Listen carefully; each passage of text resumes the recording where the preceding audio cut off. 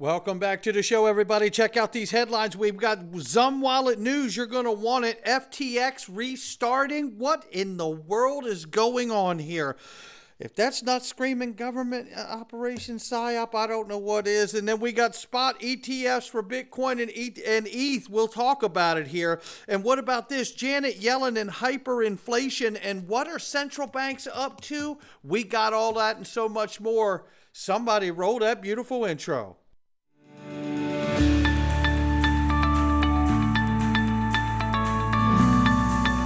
Digital Perspectives with Brad Kimes. Come on in.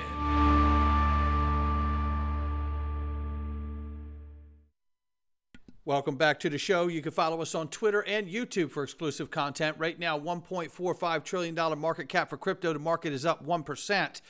I tell you, the stage is set for a crypto catalyst, ladies and gentlemen. We're going to look at it today. 36,900 plus for Bitcoin, 2,000 slightly over for Ethereum now, 86.3 billion plus for Tether, and 64 cents for XRP at the number 5 spot, off by 6.6% in the last 24 hours right now. Currently falling like a manhole cover from the sky. We're up 5.5 on the 7-day. We'll keep an eye on it. Look at the range of price right now.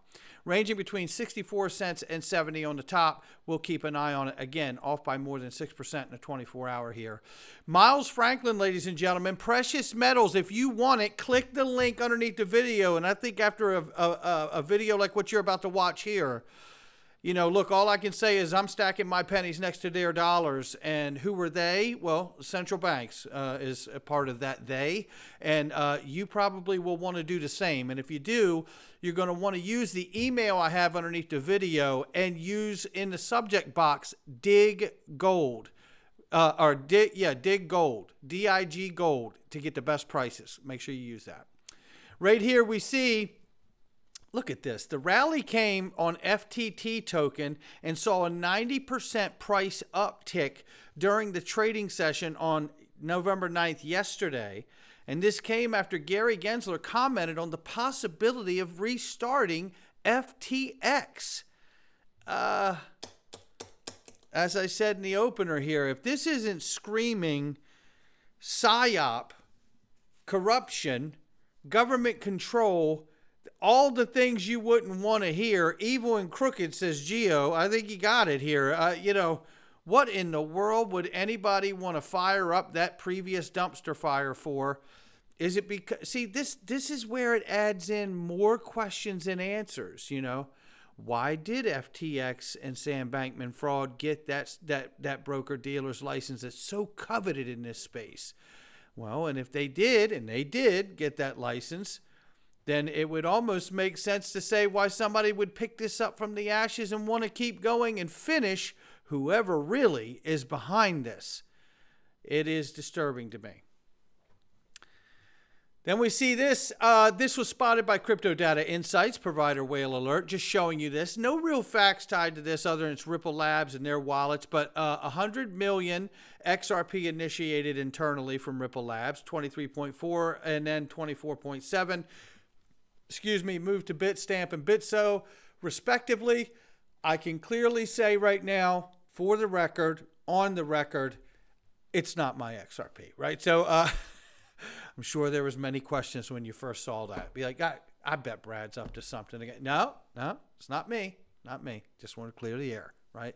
Zum Wallet right here is offering KYC verification for free, maintain privacy while unlocking the future-proof enhanced access interactions across the XRP ledger, Zum, Zhaohao, and Hooks.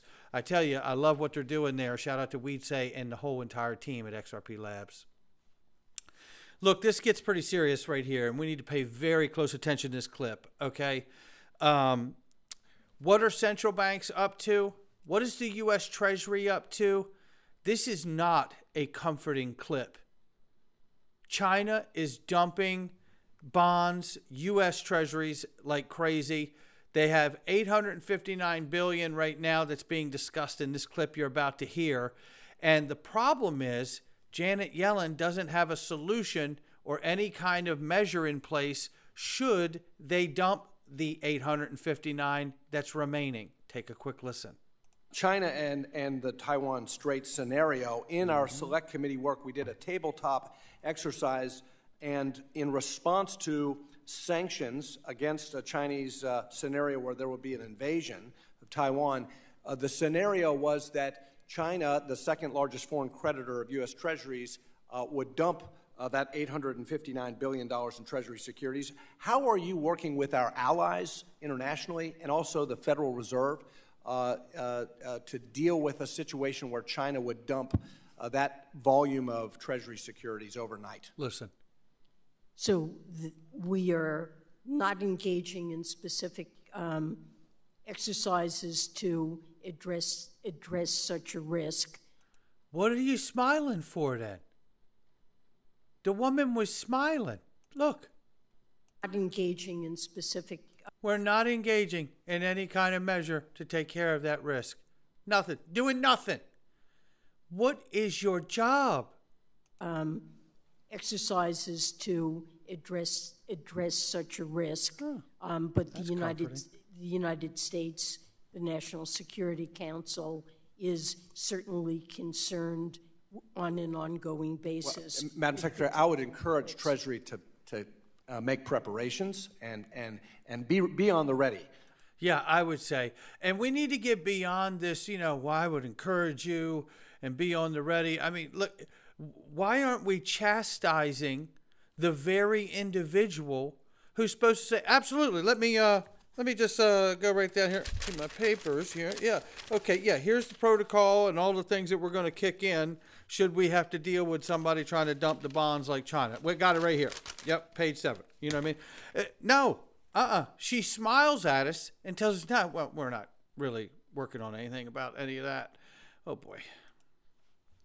Meanwhile, the concern heightens, right? Because we have here China is leading a voracious gold buying spree as central banks try to shrink dollar reserves. This is not a hidden agenda, right? There's no mistake why I showed you Miles Franklin and where you can get precious metals. Because I'm stacking my pennies next to their dollars just like they're doing. I'm just doing it at scale. And obviously my scale is much smaller than what their scale is. But if I get in step with what they're doing, I don't see how that can be really wrong. Now, that's not financial advice. I'm just sharing my digital perspectives. But they're continuing to build up their gold reserves so they can unload the bonds. Now I want you to hear where one of the actual tipping points could come, where we need to pay very close attention. This is Frank Juer right here, and shout out to him. He's going to tell you what to watch out for, and it's the Japanese yen to tell you what may be coming to the American market. Take a listen. Hyperinflation only occurs when the domestic audience loses faith in their own domestic currency. That's right. And if you want an example that's current, you just have to look at Turkey and Argentina. They're going through periods of hyperinflation. And so you look at their currencies, which are collapsing. What are they collapsing against? Gold. So if you look at Turkey, for instance, gold has gone up tenfold in the last 3 years in Turkish lira terms. It's gone up fivefold in Argentine peso terms in the last 3 years. And you're just starting to see what's happening in Japan. Japan gold is up 50% in yen terms just this year.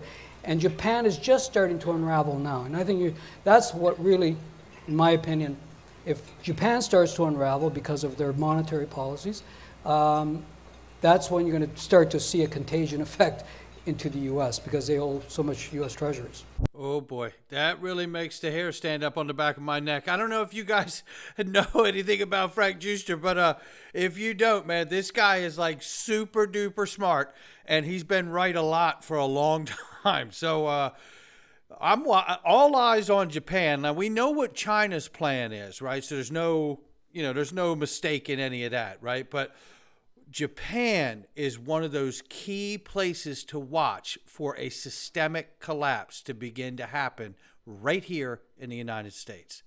And we can't lose sight of the fact that Brent Coalition to control half of the global economic output by 2040. And you're telling me that we're just going to sit back as a country and watch Saudi Arabia, United Arab Emirates, and Iran and other oil producers join the BRICS coalition, putting 80% of the world's oil production inside of BRICS coalition? You're telling me we're going to sit back and watch that, knowing that the elevated status of the U.S. dollar as the global reserve currency comes from the petrodollar agreement itself? And we're just going to sit back and watch all of this unravel? I don't think so. I don't think so. And one of the reasons I don't think so is because we're starting to see senators like Cynthia Lummis here go after Tether. Take a quick listen to this clip here. Because why is this important? Why are we shifting now very quickly? Why are we shifting now the conversation from central banks, dumping of the bonds, hoarding gold, right? Watching Japan in case there's a systemic event there that could, spill over into the United States.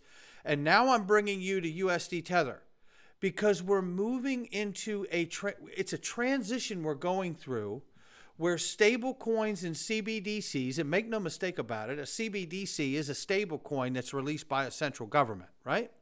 A stable coin is essentially a private issued stable coin, dollar. So the reality here is that they have to clean this space up in order to bring the confidence that you can move into this new system without the concern and worry over things like unknowns like Tether, potentially. Take a listen. It is also well known that Tether is a favored on and off ramp for illicit activities to interact with crypto asset markets and is knowingly facilitating violations of the law. And we understand that Michael Esbar just a few days ago sat on stage and told us that if there's going to be stable coins, it needs to be done under federal purview and prudential regulation. That is not what you think of when you think of Tether, now is it? So there are lots of people that I believe that are going to get hurt. There's no question. Everyone needs to think about it. Look, from the crypto aspect, if you're into some token and the only way in and out of that token is Tether, I would have major concerns if it was me. Not financial advice, but just perspective. I would have concerns myself if that's my only on and off ramp in and out, right? Now, coming outside to a more macro view here, you're talking about positioning the markets to be able to move into a digital world of stable coins and using crypto assets and other things. And why is that going to be important? Well, it's going to be important because of all the ETF talk, right? Getting an ETF approved could create a lot of capital flowing into the market. Absolutely it could. Shout out to Brad Garlinghouse. HSBC enabling crypto ETF exposure. Hong Kong is seeking to develop digital asset center. And then here, SEC has opened talks with Grayscale over its bid for a spot Bitcoin ETF conversion. I love this comment from Brad. It says, only took a few years to open talks.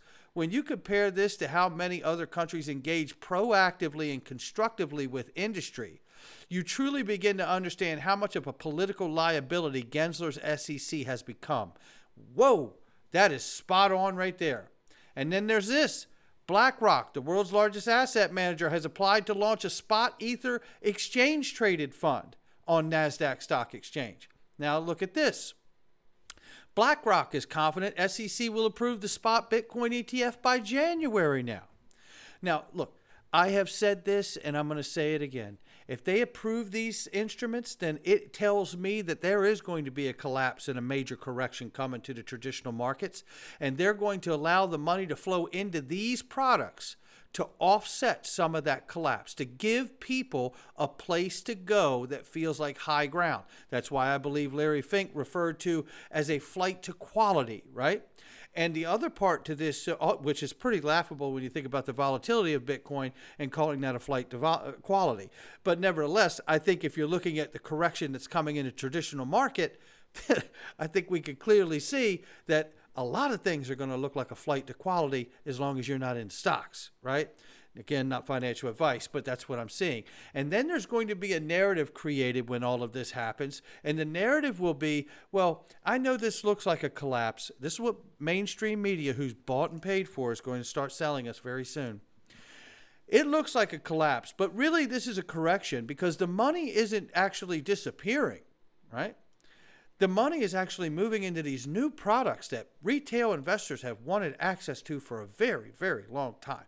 That'll be the narrative to try to apologize for the damage done from all the money printing and the bloat that's coming back home and the dumping of the treasury bonds and everything else that we've just gone over.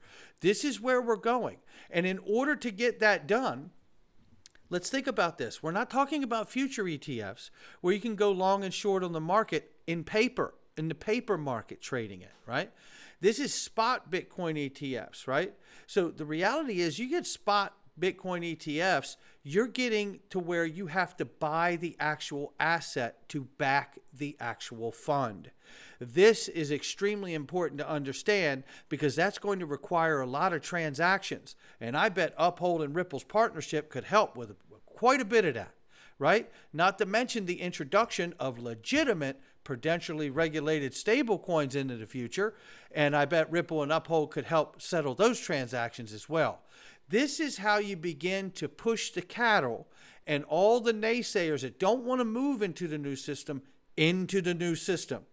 You know, we often hear, and we've talked about it here a lot, US dollar de-dollarization. And it is a very real thing. But you know what's an even bigger thing? Is the collapse of an entire system. And if we're not careful, we could see that happen. And I don't want to see that happen. And that's why FedNow Roadmap Cross-Border Payments FinTech Week, domestic adoption, building a domestically network in the U.S., worldwide adoption of ISO 22. Take a listen.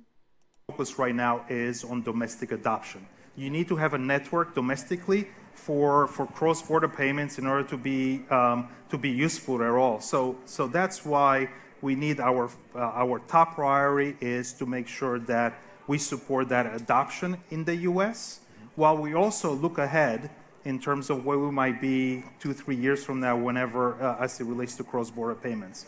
Now, one of the things that we have done is in preparing for that. So I talked about ISO 2022. Yeah. We made sure that that this message standard for FedNow, we collaborated with our colleagues across the world. And we made sure that as we adopted the ISO standard, we did it in such a way that it's not going to be a barrier to when we might transition into cross-border payments. But again, and there you have it right there. What he just said to you is that we need to get the last mile completed, right? Which we've heard Ripple talk about often. And guess what? Ripple joined FedNow a while back, right? So this is the last mile. You can't do cross-border payments if you can't get the last mile and get the money in the hands of the bank or the person that actually needs it. You know, again, this isn't just about US dollar de-dollarization. This is about an entire system transitioning into a new system. We're not talking about just going from a debt asset-backed system to or a debt-based system to an asset-backed system. We're not talking about just moving to offer new products that people want access to because they don't want to go through the trouble of holding Bitcoin, right? We're talking about providing these opportunities of, like what Larry Fink from BlackRock said, flight to quality, as he's calling it.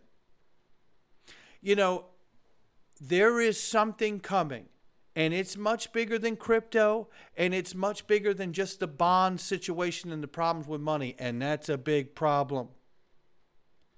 What I see coming here is the introduction of a new system, and the only way to have a new system is to have a new highway of payment rails, and that's going to be distributed ledger technology. And I got my money where I got my money, and I hope you got yours where you got it. That's not financial advice. But we look at this and say XRP looks primed for a 900% rally as it forms a 1 million Japanese candle setup similar to 2017. And I tell you, We don't need to look at a chart to know that that would take us to around $5.50, $5.85, and a 900% increase, depending on price right now where it's at. And how excited would all of us be to see a new all-time high for XRP? But not because of speculation, but because of the need for it of use case utility. That is what I'm looking forward to. Now, before we get out of here, I want to tell you about this. It's the Freedom Zone. You can click the link underneath the video or go to digperspectives.com and join us. Today, we're going to talk about the American dream subverted. You know, I feel so good being able to discuss a lot of these topics I've wanted to touch for years and haven't been able to, but now I can inside of the Freedom Zone.